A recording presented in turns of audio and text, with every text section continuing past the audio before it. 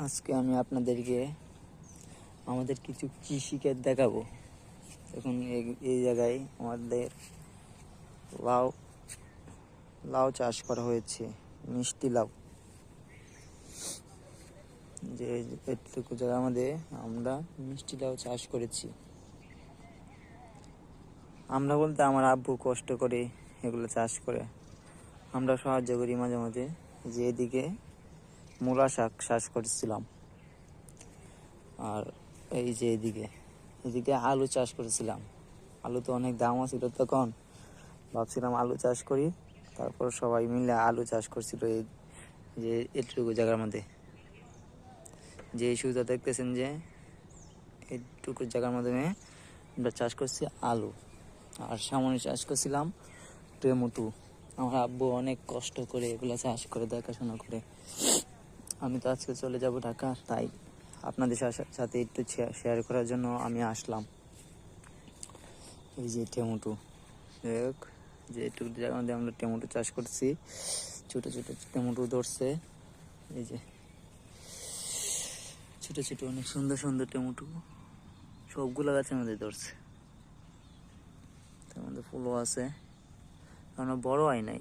তবে একটা জিনিস ভাই, আমরা চাষ করার পরে এগুলোর দাম কমে যায়।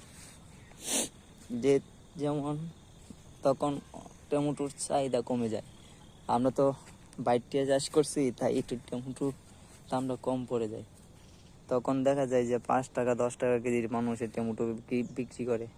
তখন আমাদের অনেক লস হয়, তারপরও ব্যস্ত হয় যে আর আব্বুর কষ্ট করা এগুলা। আর এটা হচ্ছে যে একসময় আমরা এই জায়গায় থাকতাম, আমাদের বাড়ি। তখন একটু সমস্যা হয়েছিল, যে কারণে এই বাড়িটা তোলা হয়েছিল আর কি। এখন কেউ থাকে না এই জায়গায়। আমাদের ছোট বাড়ি একটা, ভাবতেছি ঢাকা থেকে আইসা এই জায়গায় একটা বাড়ি তুলব। ভাই আপনারা যদি সাপোর্ট করেন তাহলে করা সম্ভব। এটা আপনাদের সাপোর্ট চাই। আর আপনারা তো আমাদের ভিডিও দেখিনি না, আমরা ছোট ইউটিউবার, ভিডিও আসলে সামনে চলে যান। আমাদের তো ভিডিও আপনারা যদি না দেখেন তাহলে কিভাবে ভিডিও করব আমরা?